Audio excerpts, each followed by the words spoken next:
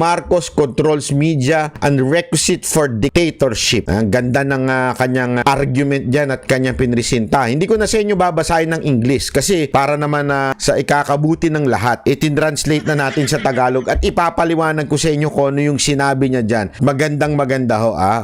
Sandali. Ito, pakita lang natin. Ayan. Hindi ko na ipapakita pala. Ito, sinabi niya dyan na kung paano kinokontrol ng pamilya Marcos ang media. Bakit? Anong argumento niya? Ito, may malaking protesta nitong March 28, 'di ba? Sa iba't ibang lungsod ng Pilipinas at sa ibang bansa nagprotesta.